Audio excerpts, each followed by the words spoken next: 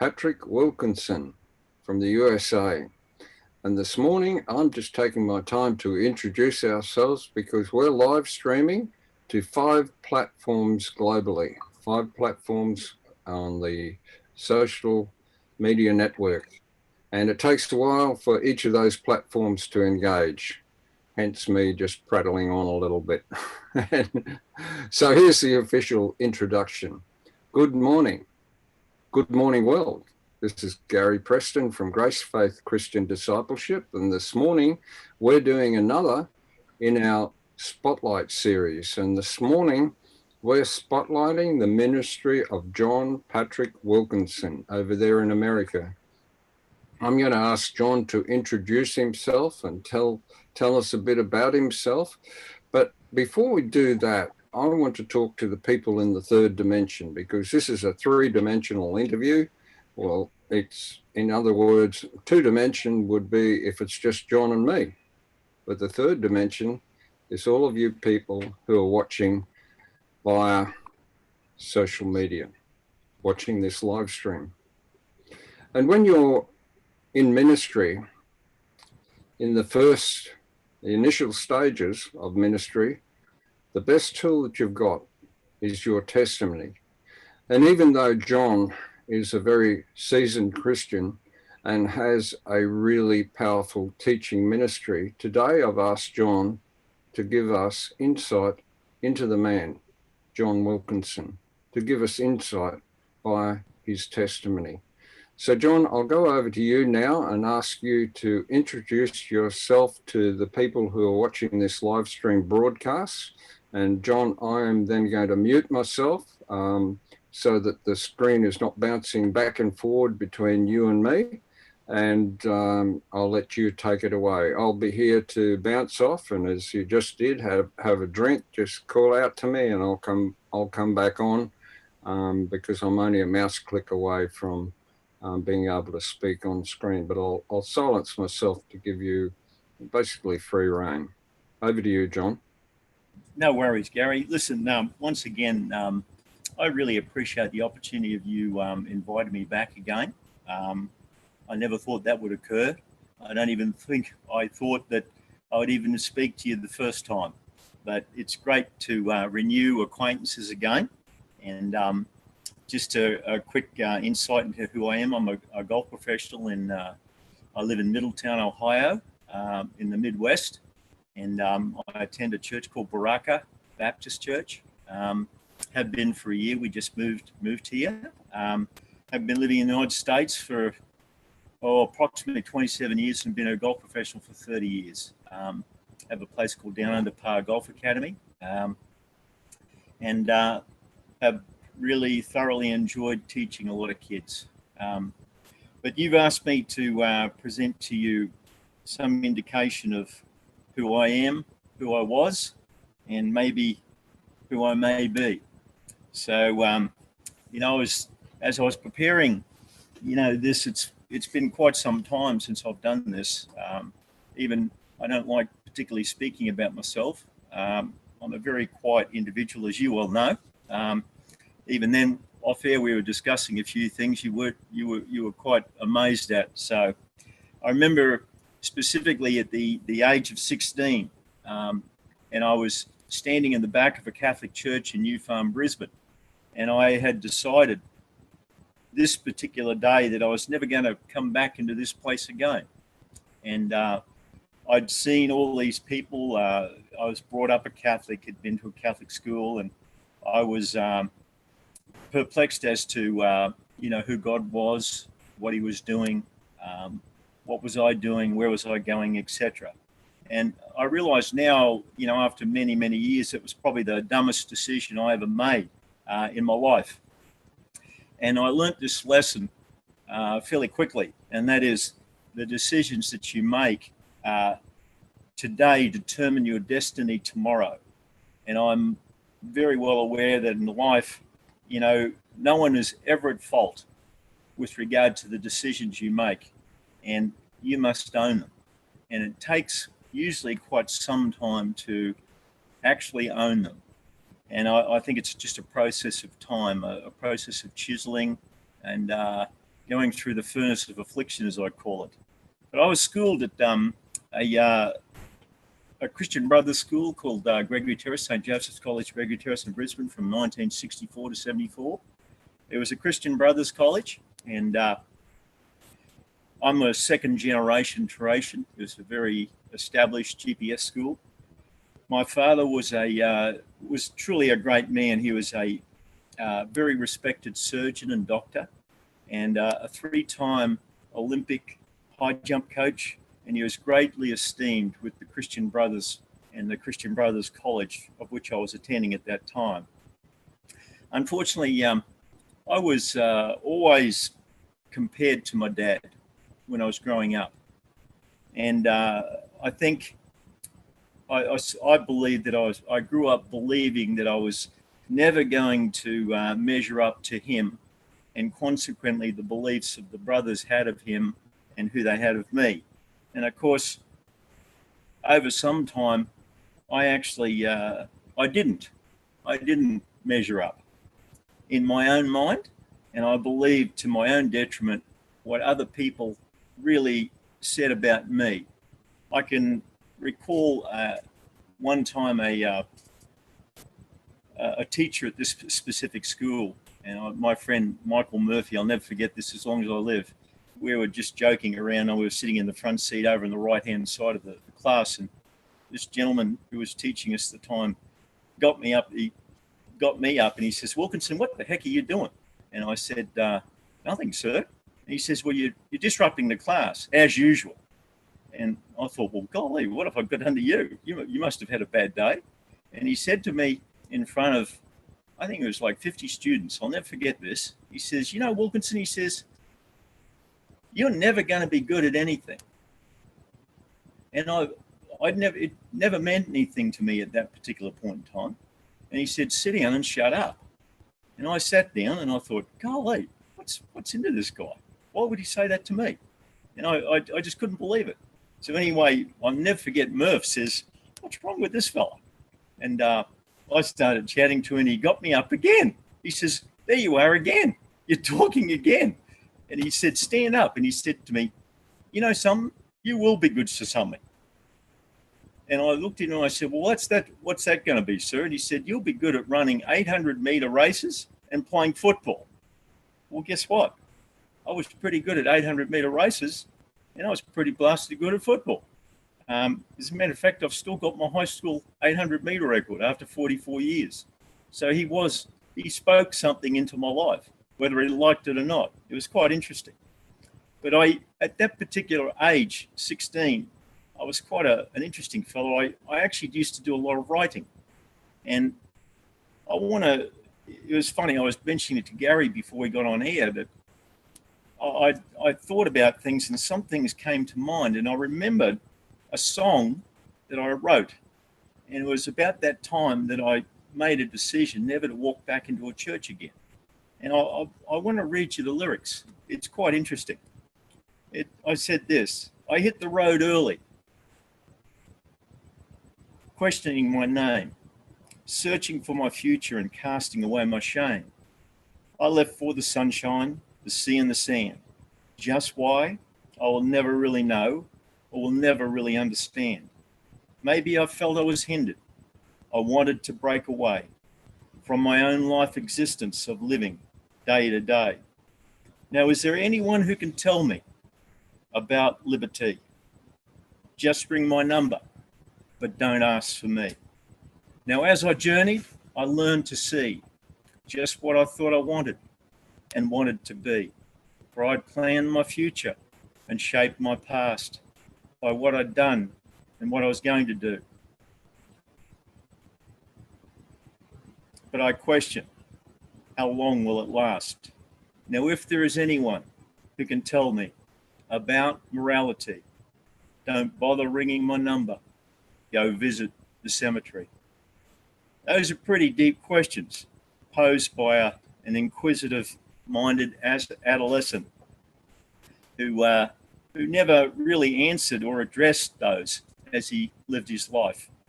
I was always constantly looking for ways to prove myself to myself and also to others.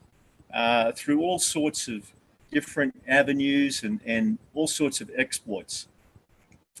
And I didn't realize over the time, I actually graduated with honors from the University of Hard Knocks in sinful practices. And I actually obtained a PhD in prodigal living. I was probably more qualified in worldly pursuits and pleasures.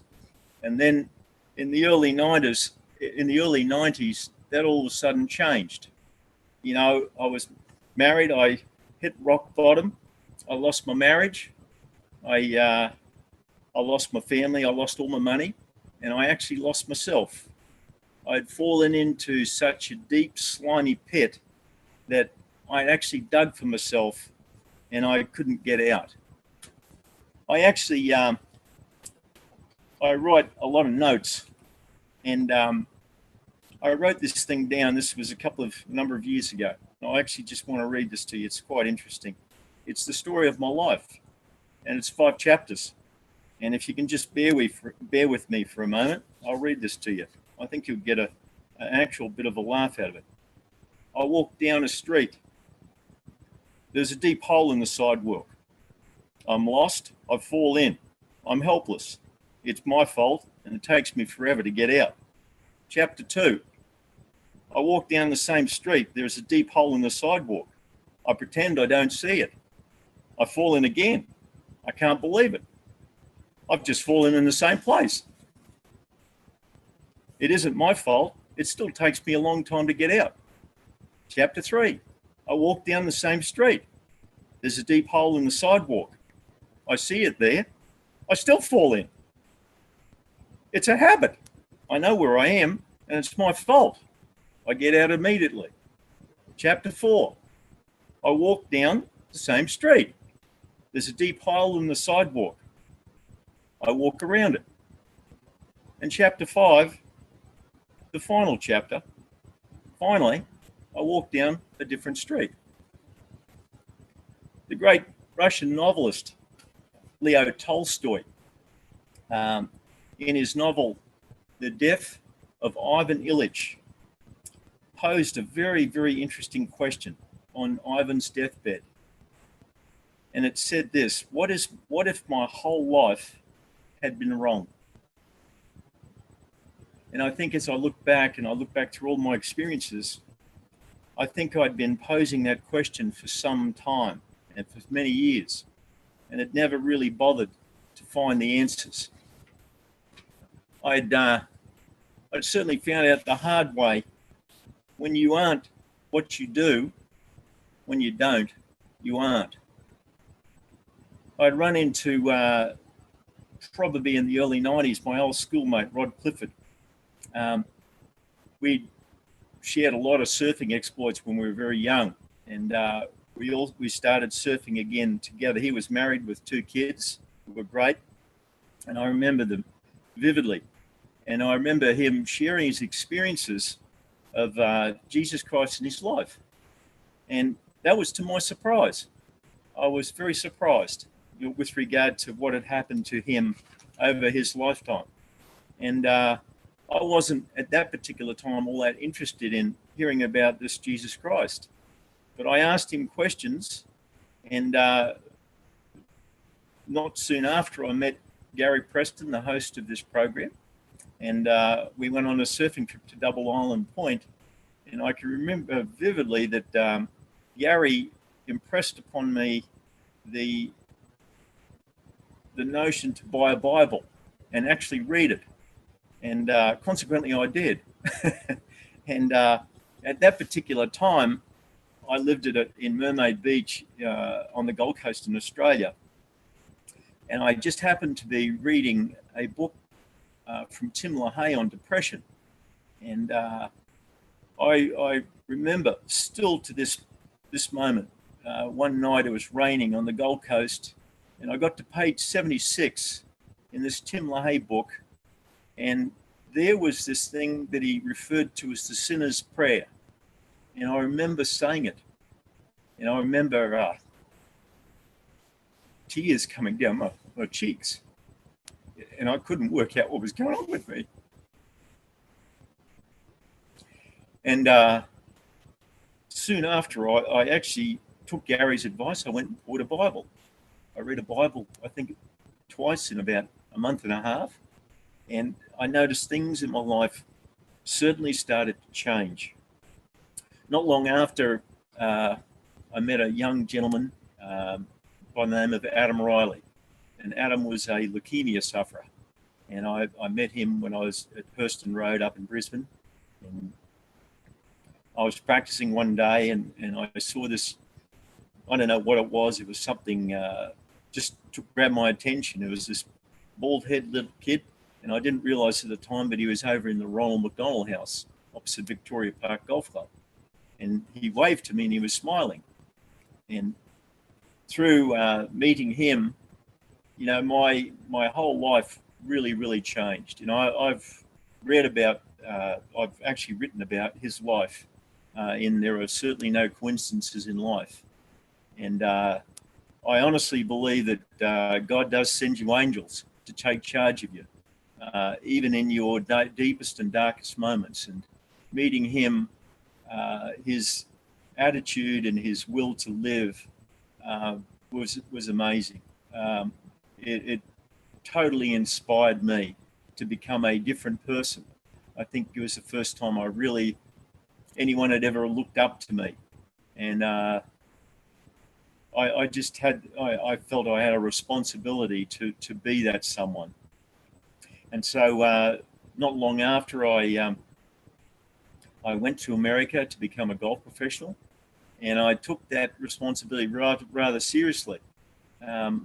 I'd become a relatively new Christian. It was, you know, it wasn't all beer and skittles, as they call it. It was pretty tough.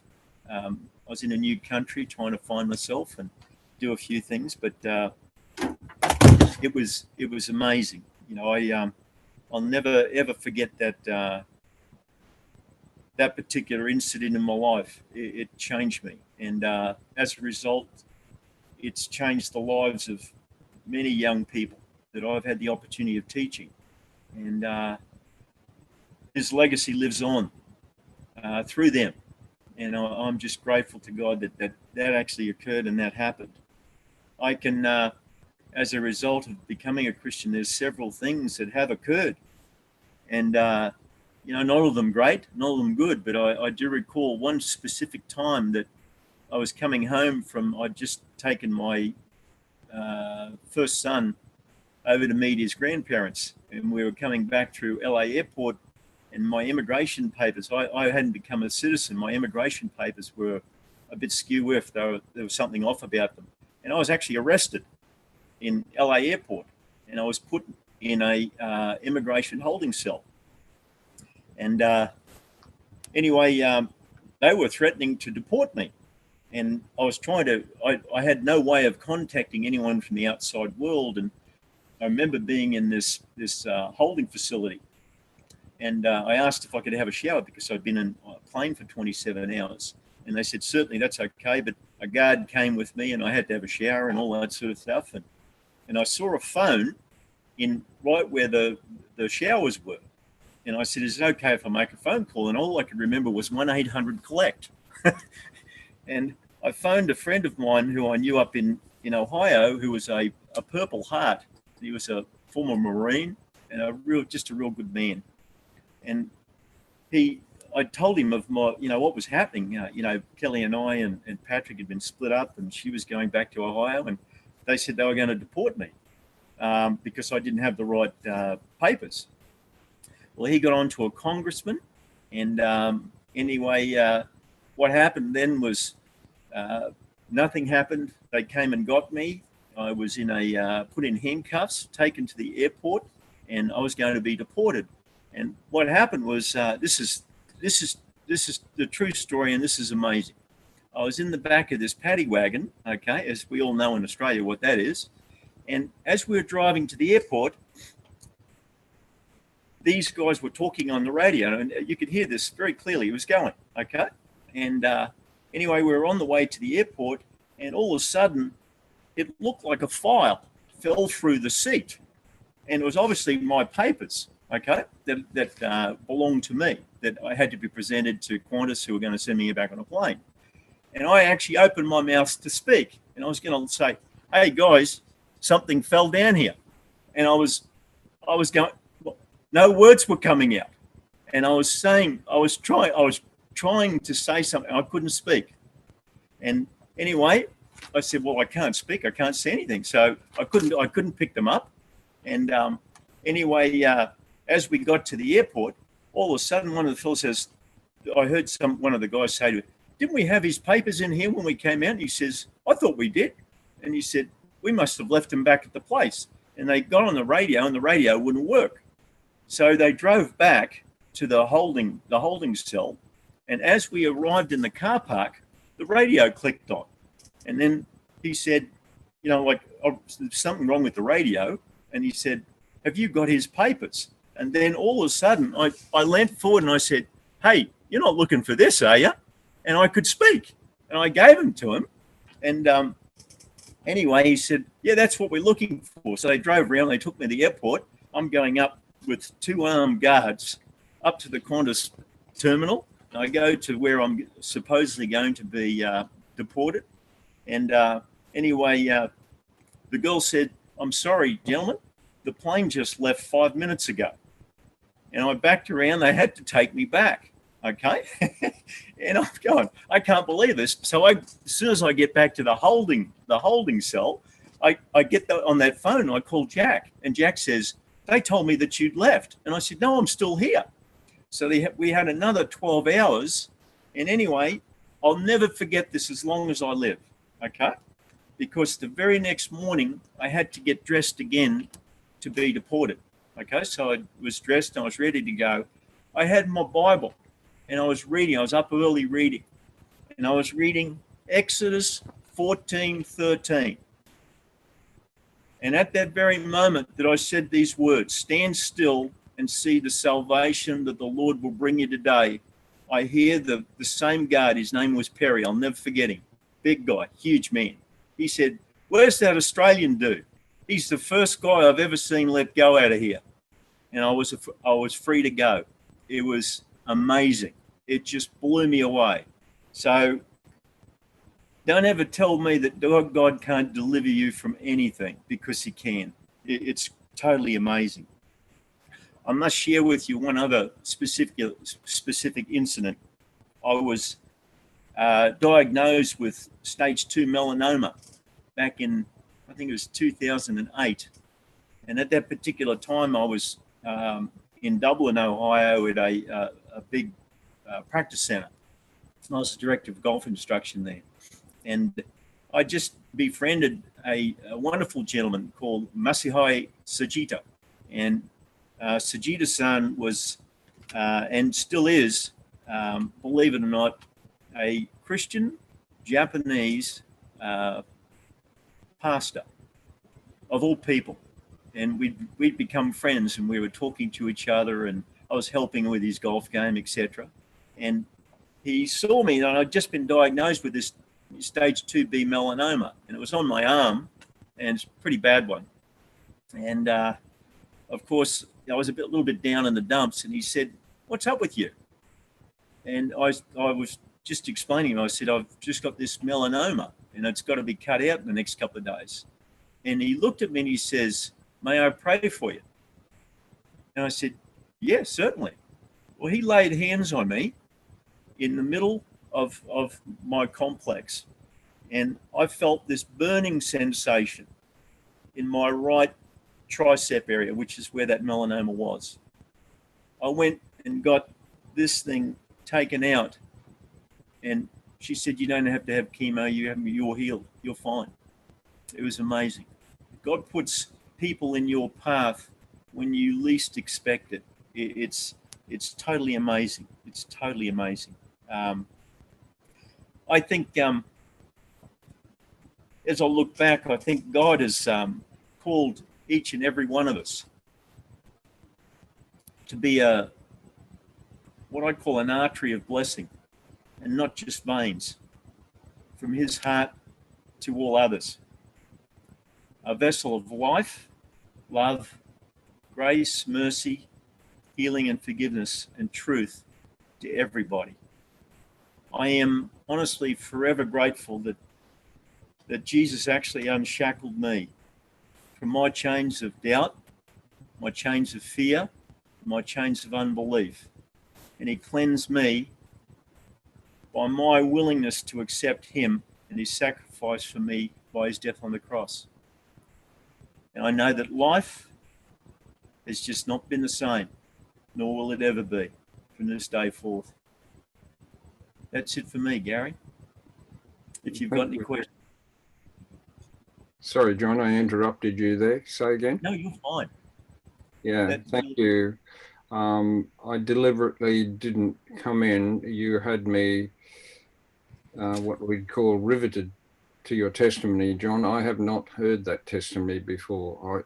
John and I have not met all that many times, and yet I really feel a strong connection with John Wilkinson. I can remember John briefly referred to our mutual friend, Rod Clifford. And Rod, if you're watching, hi, Rod. Down there, he's probably, I don't know whether he's on the Gold Coast or in Tenterfield or where he is. Rod's a professional, and he's also a pilot. He flies around the country, so you never quite can pin him down. But maybe we can get Rod on here and have a three-way conversation sometime. That, as you said last time, that would be, how do you describe it? It'd be funny. I would describe it as an interesting challenge.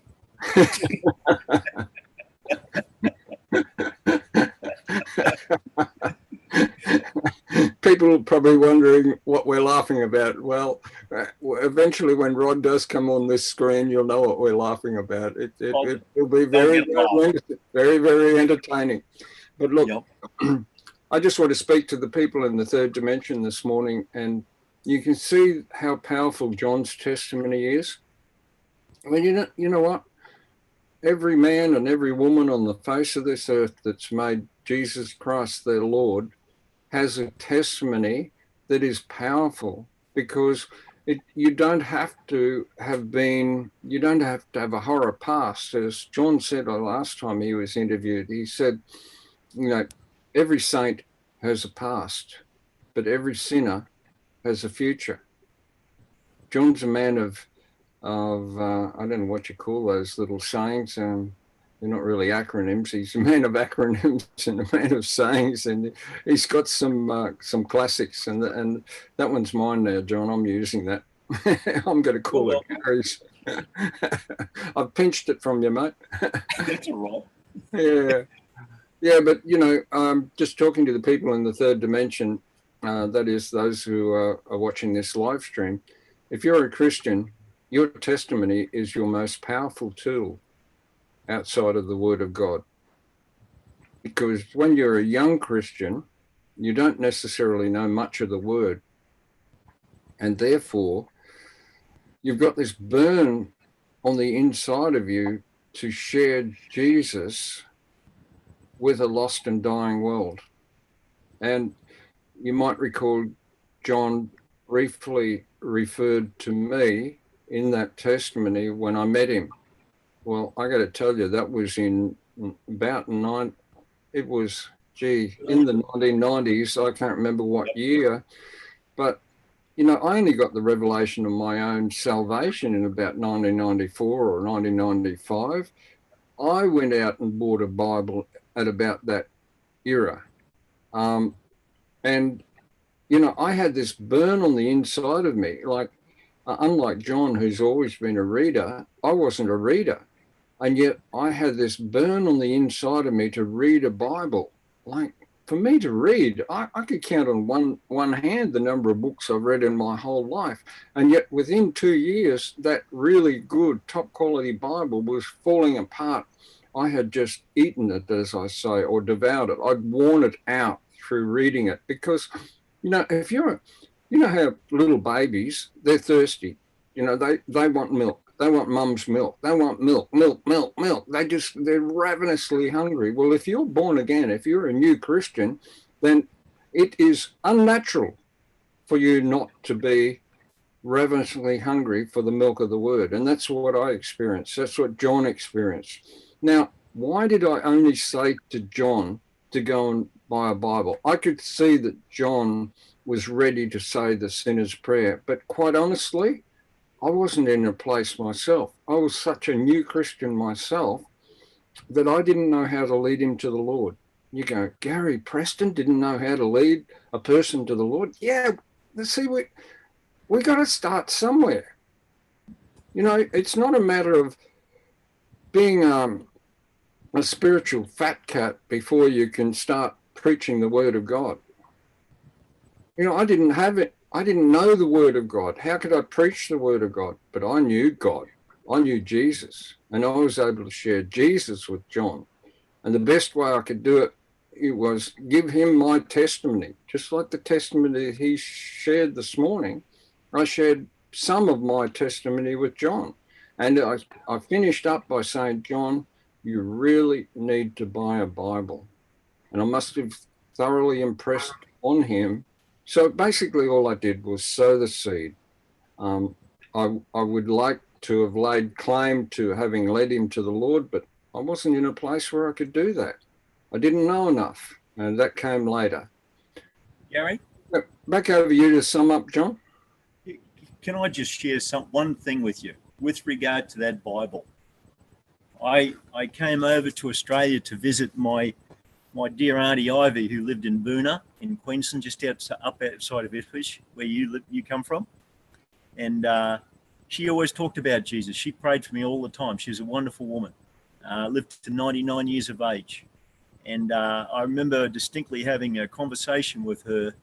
And I asked her, I said, how do you know this Jesus so well, Auntie Ivy? And she said, I talk to him all the time. And I said, have you ever read a Bible? And she said, no, never in my life. And it floored me. And I had that Bible, which I bought at your recommendation. I'd had it for 10 years. And I said, I'm going to give you this to you. So I gave her my Bible, and this is no joke. Okay, I gave her my Bible. When she passed away at 99 years of age, I did her eulogy. I couldn't get back to it, so I wrote it. And my sister delivered it in the church, okay, that she was buried at. You heard a pin drop. And I think it was her nephew came up at a young age and said, can I have that Bible? And he took my Bible, and guess where he is now? He's a preacher in C3 Church in Scotland. Wow. It's an amazing story, isn't it? It certainly is. Yep. Wow. Yeah. But you just, the word of God is a seed, and you sow the seed. You just don't realize how powerful that seed is that you've sown. And it can be years and years later that you hear about the fruit of the seed that you have sown. We're going to have to wind it up this morning, John. Look, my friend, my golfing friend, who I've never even seen with a golf club in his hand, my surfing friend, who I have seen with a surfboard under his arm, who I have seen riding waves, but my brother in Christ. Yep.